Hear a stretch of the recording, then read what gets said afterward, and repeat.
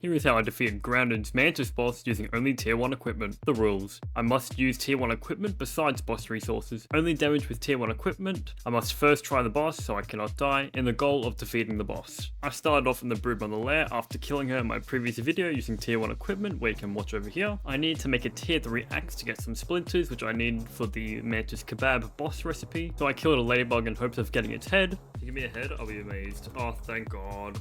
So I used the resource in my inventory to make a tier 2 insect axe, which I could get for the crow feathers, which I need for the tier 3 axe. And then on my way back home to my base, I got some food and other resources. Once back home, I made some storage chests and actually made a little base. So I made my way up to the upper yard using these grass planks as a stepping stone, and then I proceeded to kill some ladybird larvae to get their tough gunk. And then I killed some termite soldiers for their termite pincers, which I needed for the termite axe. Ah, cool.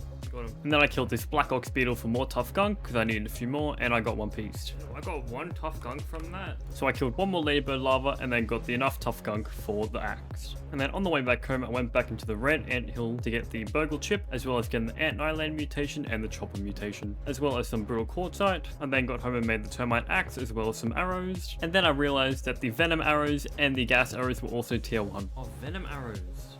Oh. And then upgraded my armor and got the fiber bandage efficiency from Burgle, as well as killing more wolf spiders so I could now use their venom for the tier 1 venom arrows, as well as bonking this red ant worker in the head to get its red ant egg, which I needed to get into the black ant lab to get the assistant manager keycard. I needed the assistant manager keycard to get into the stump lab outpost to get the mantis kebab, but more on that later. So I crafted bombs with said red ant eggs and then collected the spider venom that I dropped in my broodmother run, and then also collecting my insect hammer, which I threw away in the broodmother run as well. And then made my way through the trash heap to get to the Black Ant Hill lab, which I stole their food, and some brutal quartzite as well. Ow! While I was in the Black Ant Hill, I also got the rock cracking mutation, and then put my hand on the scanner to grant access into the Black Ant Hill lab, as well as killing some Tazes, some more Tazes, and then stole their food. I ate the mint shards, which is a tier 2 equipment which gave me the fresh defense, but I promise I will never use this in the run. Now I slapped my hand on this keyboard, and then took some brutal quartzite and marble shards from this chest, as well as getting some more brutal marble, and now opening the lockdown doors and placing a bomb to break the glass to open the assistant manager boss fight. Now although he summons some Tazes, this boss fight is relatively easy. I just need to make sure that he doesn't activate the lasers, and oh no. In the fight I also got Cardio Fan 2 out of 3, which was also nice, and then got my head scalped by the lasers behind me. When he's half health, he summons these laser pillars that make you sit in the middle of the arena, which is quite annoying when the lasers come out as well, but in the end it was relatively an easy fight after I finished him off with a hammer to the head. I said with a hammer to the head.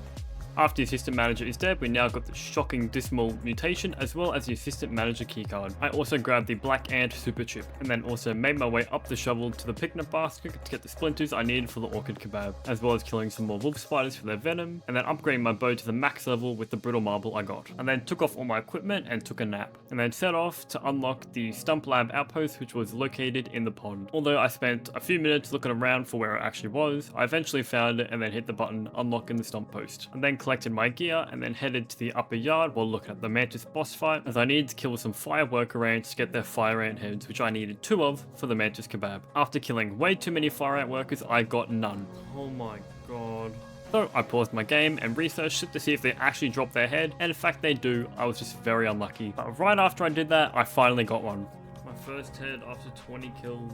I'm getting unlucky. I then killed a few more fire worker ants and then got my last head, which I was very happy about. Finally, got all the heads. So I researched the items and I dropped all the fire ant parts that I had to show off how much I collected. It was now time to get into the stump lab, which is now unlocked, so I used my dandelion tuft to safely get down, as well as traversing to get the mantis kebab boss note, as well as grabbing some beefy human food and some granola bars and some black ox parts, which I need to make the tier 3 hammer if I wanted to continue killing bosses with tier 1 equipment. I then got some brutal quartzite on my way out, and now it was time to make the mantis kebab boss item. I need one more broodmother trunk. So I inserted my duper discs in hopes I could duplicate it, but I couldn't. And here is my reaction. So I made another broodmother boss item and made my way back to the hedge to fight the boss once more. But this time I had some poison arrows on me. I also had the mum genes mutation, which spawns little spiderlings, which distracted the broodmother in time where I could defeat the little orb weaver juniors. But the fight went relatively easy, and granting myself some more broodmother chunks which I used for the orchid kebab. I also ordered some food from the DoorDash drones, which came in handy. I also killed some more lawn mites for their fuzz so I could make as many arrows as I could, as well as making the mantis kebab boss item. And while I waited for that to cook, I sat on my phone and watched some TikTok. Once it finished cooking, it was time to fight the mantis.